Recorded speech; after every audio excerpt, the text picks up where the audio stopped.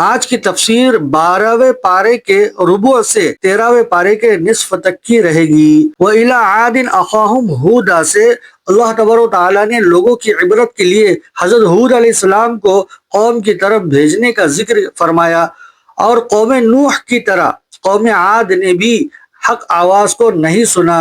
من اشد منا قوہ کی تعاون میں کہنے لگے، کون ہے جو قوت میں ہم سے بڑھ کر ہے؟ وہ اللہ کے آگے بے حقیقت ہو کر رہ گئے۔ قوم عاد کے بعد قوم سمود کی سرکشی کا ذکر ہے، پھر وہ بھی بالآخر دردناک عذاب سے دوچار ہو گئے۔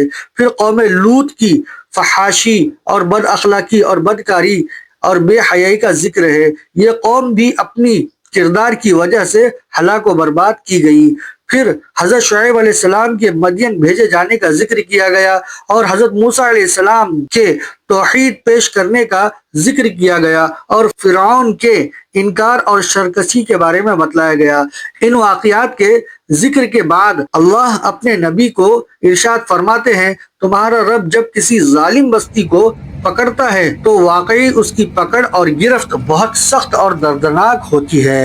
اے نبی، ہم یہ جو تم کو قبروں کے واقعات سناتے ہیں تو اس طرح ہم تمہارے دل کو مضبوط کرتے ہیں، تم کو اس طرح حقیقت سے آگاہی ملتی ہے اور ایمان لانے والوں کو نصیحت اور بصیرت نصیب ہوتی ہے۔ آگے اللہ تبارک و تعالیٰ نے بتلایا کہ آسمانوں اور زمین میں جتنی غیب کی باتیں ان کا علم اللہ ہی کو ہے، اور سب امور اسی کی طرف رجوع ہوں گے، یعنی سب اسی کی طرف لوٹ کر آئیں گے۔ اے محمد صلی اللہ علیہ وسلم، آپ اس کی عبادت کیجئے اور اسی پر بھروسہ رکھیے، آپ کا رب جو تم کرتے ہو اس سے بے خبر نہیں۔ اس کے بعد یوسف علیہ السلام کا واقعہ بتلایا گیا۔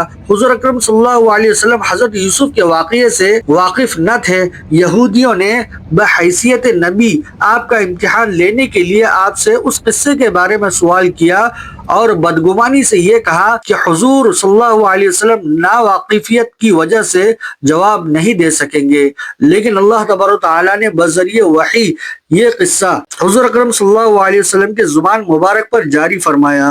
حضرت یوسف علیہ السلام کا واقعہ یہ ہے کہ انہوں نے خواب میں دیکھا کہ 11 ستارے، چاند اور سورج ان کو سجدہ کر رہے ہیں۔ حضرت یوسف علیہ السلام کے سگے سوتیلے 11 بھائی تھے، اور چاند اور سورج سے ان کے ماں باپ مراد ہیں۔ حضرت یوسف علیہ السلام کے والد حضرت یعقوب علیہ السلام نے یہ خواب سن کر ان کو ہدایت کی کہ وہ اپنا خواب اپنے بھائیوں کو نہ سنائے، ورنہ ان کی جان کے دشمن ہو جائیں گے۔ سوتیلے بھائی پہلے سے حسد رکھتے تھے۔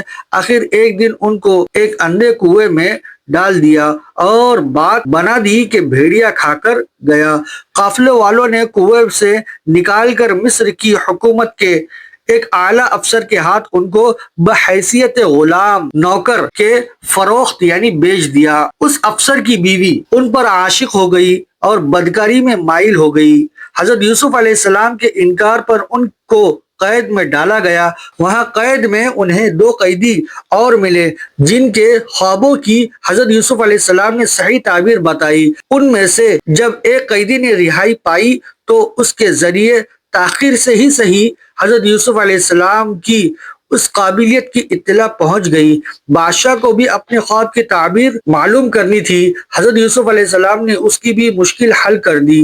پھر کیا تھا، بادشاہ ان کا گرویدہ ہو گیا، یعنی ان سے محبت کرنے لگا اور ان کو اپنا وزیر خاص بنا لیا۔ عملاً وہ مصر پر حکومت کر رہے تھے۔ خدا کی مشیت کے مصر اور اس کے آس پاس کے ملکوں میں قحط پڑ گیا، لیکن یوسف علیہ السلام کے اور ان کی حکمت عملی سے مصر میں غلہ جمع کیا ہوا موجود تھا۔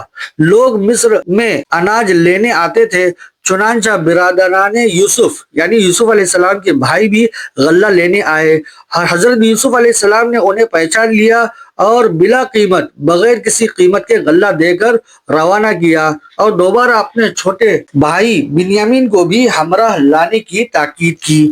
واپسی پر برادران یوسف نے اپنے سامان میں ادا کی ہوئی پونجی واپس دیکھی تو بول اٹھے، ہذہ بضاعتنا ردت الینا۔ پھر علاتی بھائی کو لے کر ان سب کا دربار یوسف میں دوبارہ آنا اور حضرت یوسف علیہ السلام کا ایک تدبیر سے اپنے بھائی کو روک لینا، بقیہ بھائیوں کو اناج لے کر اپنے شہر واپس لوٹانا اور بیٹوں کی جدائی اور فراق کے غم میں روتے روتے حضرت یعقوب علیہ السلام کی آنکھوں کا سفید پڑ جانا، جسے قرآن نے صاف طور پر بتلا دیا وَابْيَضَّتْ عَيْنَاهُ مِنَ الْحُزْنِ سے تعبیر کیا گیا ہے۔ پھر حضرت یوسف علیہ السلام کے پاس بھائیوں کا تیسری بار آنا بیان ہوا ہے۔ جب یوسف علیہ السلام کے بھائیوں کو علم ہوا کہ یہ وہی یوسف ہے جسے ہم نے کنویں میں مرنے کے لیے چھوڑا تھا، تو ان کے سر ندامت سے جھک گئے۔ یوسف علیہ السلام نے فرمایا جو اللہ سے ڈرتا ہے اور پریشانیوں پر صبر کرتا ہے تو اس کا حق اللہ تعالیٰ ضائع نہیں فرماتے۔ پھر انہوں نے یوسف علیہ السلام سے معافی چاہی تو یوسف علیہ السلام نے فرمایا لا تثریب علیکم اليوم، تم پر آج کے دن کوئی مواخذہ یعنی پکڑ نہیں ہے۔ بے مثال اخلاق کا نمونہ پیش فرمایا۔ بالآخر حضرت یوسف علیہ السلام کی خواہش پر حضرت یعقوب علیہ السلام اور ان کے اہل و عیال، ان کا پورا قبیلہ مصر میں آ کر حضرت یوسف علیہ السلام سے ملے اور سب نے ان کو سجدہ کیا۔ اس طرح حضرت یوسف علیہ السلام کے خواب کی تعبیر پوری ہوئی۔